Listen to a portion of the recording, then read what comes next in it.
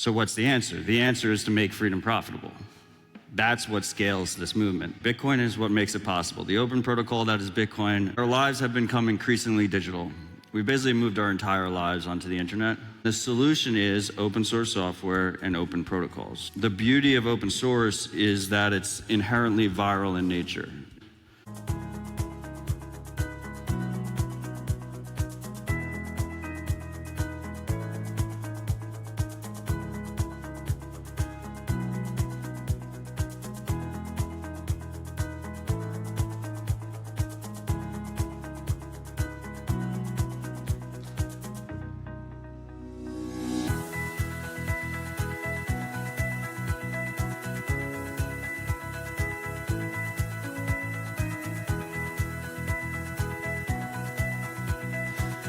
Joining us on stage is Odell. Thank you, guys. Tough act to follow, but I'll try and make it worth your while. We'll see how this goes. It's impossible to make a slide deck without at least one UI error, but the year is 2025. We're going to be talking about making freedom profitable. So, the core problem that I've diagnosed in our society is, we have a lot of problems, but the one that I think we can actually change and improve is that our lives have become increasingly digital. We basically moved our entire lives onto the internet. We rely on it, we spend way too much time on it, and the way we built it out, the big tech paradigm, the way we built it out was through walled gardens, through big tech walled gardens. And as a result, the issue we're seeing now is we do not have freedom in the digital age. We're in a weird time where humanity is flourishing and productivity is growing and we're doing quite well. But at the same time, we have less freedom than the generations before us. And I think people inherently struggle with this. They think about it all the time, but they don't realize there's a better path. And where did this problem come from? This problem came from the business models. The business model of big tech is data surveillance, primarily driven by ad models. We've effectively become digital cattle, and they milk us for our data. We are the product. And they milk us for all it's worth. They sell that out to other tech companies, and then they monetize our attention. So their incentive is to addict us. Their incentive is to make us tied to our phones and tied to the platforms we use. So what is the better path? What is the solution here? And the solution is open source software and open protocols. By going down that path, we can give individuals agency and freedom over their lives, and they're able to choose the path they want to take. The beauty of open source is that it's inherently viral in nature. It's not controlled by a human, it's not controlled by a corporation, it's not controlled by a government. It can go through generations of people improving it, using it, shipping it without permission. So how do we scale open protocols? How do we scale open source? Well, like many things in our life, money rules everything around us. And I think we're fortunate that we have a very organic and strong global open source community. But life is short. And time is of the essence, and I think we need to speed it up. So the way we speed it up is by providing financial and other support to the many open source contributors around the world that are doing this with their own time. They're donating their own time. They're oftentimes not making money from it. And so we created OpenSATS, which is a 501c3 organization. 100% pass-through. If you donate to OpenSATS, we do not take a cut of your donations. And we run the whole thing on Bitcoin. Bitcoin is what makes it possible. The open protocol that is Bitcoin, the money that you can save and spend without permission is what makes it possible. We're able to run an incredibly lean operation. We're able to send out monthly grants to recipients in 40+ countries, no wires. The world still runs on dollars, so we accept dollars, but we immediately convert it into Bitcoin. And because Bitcoin's the best money in the world, we have more money in our treasury than we've ever raised in the lifetime of the organization, which is pretty crazy. But I want to bring it back for a second to another two sets of open protocols that we've scaled our digital society on, which is the internet and which is email. Now, the internet has obviously changed society for the better. We've improved tremendously, we've been more productive, humanity has flourished.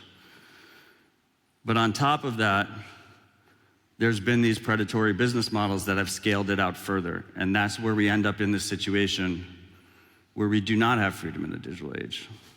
So on this graphic, you might see, a lot of the big tech companies here. But then you also see the open protocol that is email, and it's absolutely massive in comparison to everything else.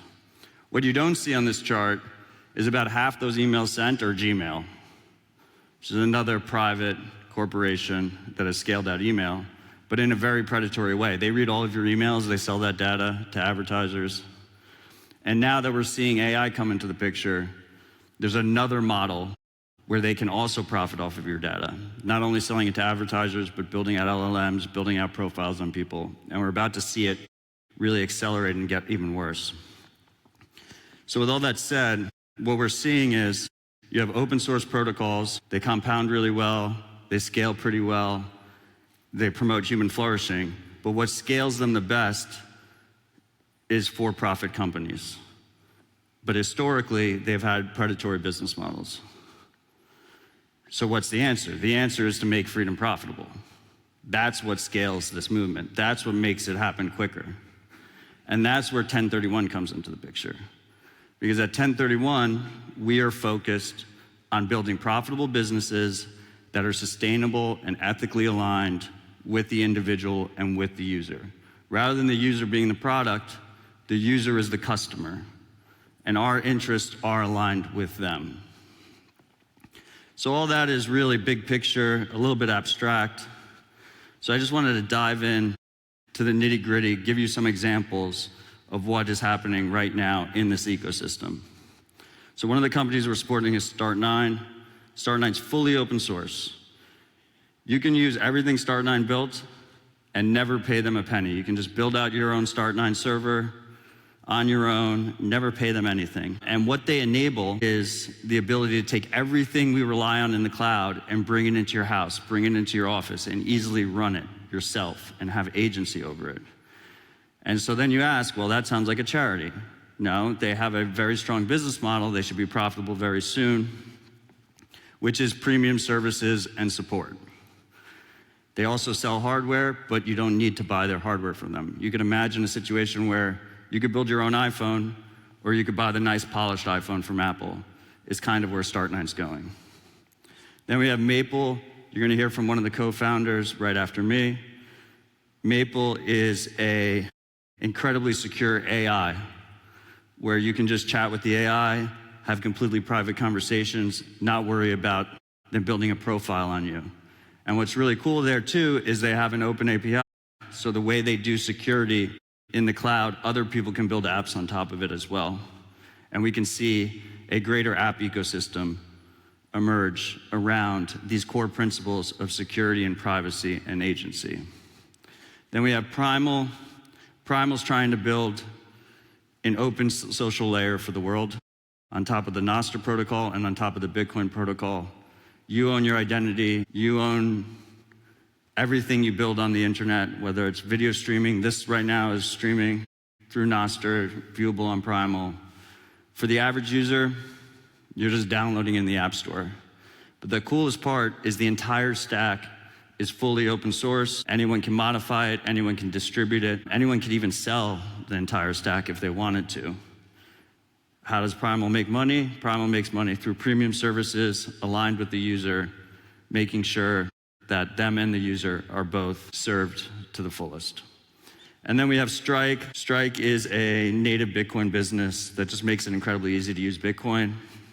You can think of it as a more open competitor to a Cash App or a Robinhood. And it's built on basically two main open protocols, which is Bitcoin, and then globally with dollars, Tether.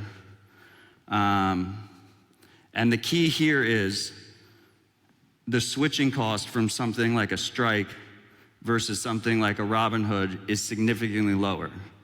If Strike fails its users, in a couple clicks, you can remove your Bitcoin, move to a different service. You can pay someone on Cash App, you can pay someone on Robinhood, you can pay someone on a self-custody open source wallet, and Strike doesn't have control of that.